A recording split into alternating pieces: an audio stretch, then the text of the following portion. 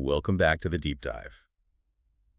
Okay, so if you've ever thought about, making a simple website, maybe for a portfolio or a quick team project, but felt a bit uh, overwhelmed by just staring at a blank site builder, well, today's mission is super simple. We're basically hacking the first 5 minutes of setting up Google Sites, giving you the quick start. Yeah, and what's really interesting is how Google Sites itself is designed to be really straightforward. It's this Mhm. user-friendly platform, great for those personal portfolios or like functional team sites, and you don't need coding skills or any deep tech knowledge. It's genuinely built for, well, non-developers. Right, built for simplicity. And speaking of simple, our sources gave us a kind of cheat code for just getting started. You can go the usual way, sites.google.com, but Hmm. if you want to jump straight into building, you just type two little words into your browser, sites.new.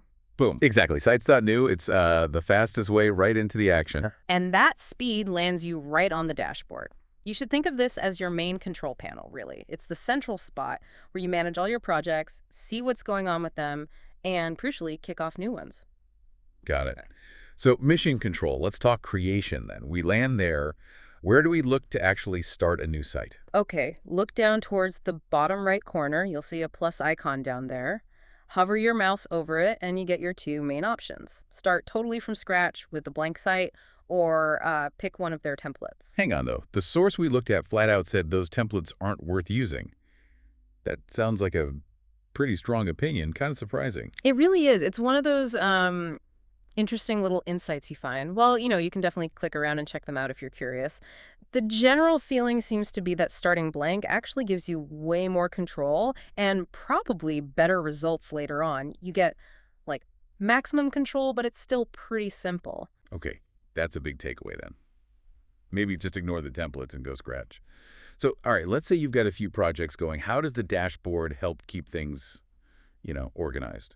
Right, so the management stuff is mostly at the top of that dashboard screen. You've got some pretty clear navigation options up there. Things like opening a specific sites file you've worked on, changing the view you can switch from a grid of sites to a simple list, or sorting your websites, maybe by name or when you last touched them. And right near there is the filtering based on who owns the site, right? Why is that owned by anyone or not owned by me thing so important, especially if this tool is aimed at beginners? See, this is where you really see Google Sites isn't just for one person working alone. It's built with teams in mind. Those filters let you quickly see everything owned by anyone, just your stuff owned by me, or sites owned by others where you're involved, not owned by me. And the source really highlighted that those last two, owned by me and not owned by me, both show sites where you've just been added as a collaborator.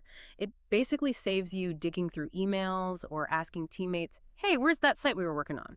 It's right there. That's actually really useful. So it means you can manage everything, your own projects and team stuff right Mhm. from the start. Uh-huh. Okay, so we've covered access, dashboard management. Once you actually hit that plus button to start a new site, you move into the editor itself. Exactly. And yeah, that editor screen might look like it has a lot going on at first glance, lots of buttons and options, but the sources were pretty clear.